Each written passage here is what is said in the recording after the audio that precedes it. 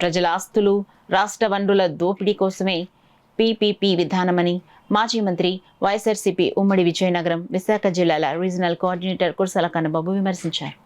AP for sale అమ్మకానికి ఆంధ్రప్రదేశ్ అనే కొత్త విధానానికి చంద్రబాబు శ్రీకారం చుట్టారన్నారు. ఏపీ ఫర్ సేల్ అమ్మకానికి ఆంధ్రప్రదేశ్ అనే కొత్త విధానానికి చంద్రబాబు శ్రీకారం చుట్టారన్నారు. ఇదేం చోద్యం బాబు అంటూ కన్నబాబు మండిపడ్డారు. కాకినాడలో ఏర్పాటు చేసిన మీడియా సమావేశంలో ఆయన మాట్లాడుతూ చంద్రబాబు చెప్పిన సంపద సృష్టి కార్పొరేట్ శక్తులు, ప్రైవేట్ సంస్థలు, సొంత మనుషులు, మద్దతుదారుల కోసమేనని అన్నారు. వైబిలిటీ గ్యాప్ ఫండింగ్ అంటే ఏంటి?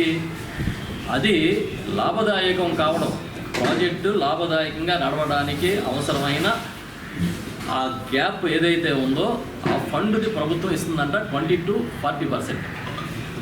అదే సామాజిక ప్రయోజనాలు కలిగిన వ్యాపారం అయితే 20% ఇస్తారు, 40% ఇస్తారు. వ్యక్తిగతంగా ఎక్కువ లాభాలు వచ్చేదానికి అయితే 20% ఇస్తారు. ఇది ఇంచుమించుగా మీరు చూస్తే డబ్బులు ప్రభుత్వం ఇస్తుంది, వడ్డీలు ప్రభుత్వం కడుతుంది, రుణాలు ప్రభుత్వం ఇప్పిస్తుంది. మరి వాళ్ళు ఏం చేస్తారంటే ప్రజల నుంచి యూజర్ ఛార్జీలు వసూలు చేస్తారు. పార్కులో నడిచినందుకు ఛార్జీ, ఆసుపత్రిలో వైద్యానికి వెళ్తే ఛార్జీ, స్కూల్లో పాఠం చెప్పించుకోవడానికి వెళ్తే ఛార్జీ, ప్రతి దానికి యూజర్ ఛార్జీలు కట్టాలనేది ఈ పాలసీ ఉద్దేశం. దీన్ని దోపిడీ అంటారా, ఇంకేమన్నా అంటారా చంద్రబాబు నాయుడు గారు అని మేము డైరెక్ట్గానే మిమ్మల్ని అడుగుతున్నాం. ప్రభుత్వం ప్రజలకి ఒక హక్కులాగా ఇచ్చిన విద్యని ప్రైవేటు పరం చేసే అధికారం మీకు ఎవరిచ్చారని అడుగుతున్నాం. ఇవాళ ఈ దేశం విద్యా హక్కు ఇచ్చింది. అలాంటి హక్కుని, చదువుకునే హక్కుని ప్రైవేటు పరం చేసే అధికారం మీకు ఎవరిచ్చాడు? అంటే మీరేమనుకుంటున్నారు? మేమేం చేసినా చెల్లుబాటు అవుతుందనేదే కదా మీ ఉద్దేశం.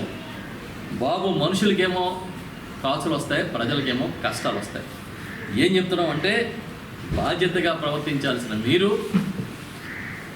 చివరికి ఒక దోపిడీకి తెరతీసి తరతరాలకి నష్టం చేస్తూ ఉంటే చూస్తూ ఊరుకునే ప్రసక్తే లేదనేది కూడా చెప్తున్నాం. ప్రభుత్వం విడుదల చేసిన పాలసీలోనే user pays principle is critical to the success of PPPs అని రాశారు. అంటే ఏవైతే యూజర్ పే వినియోగించుకునే వాళ్ళు ఛార్జీలు ఇచ్చేదే ఈ పీపీపీ మోడల్ సక్సెస్కి ప్రధాన కారణం అవుతుందని మీరు ఇచ్చిన పాలసీలో రాసుకున్నారు.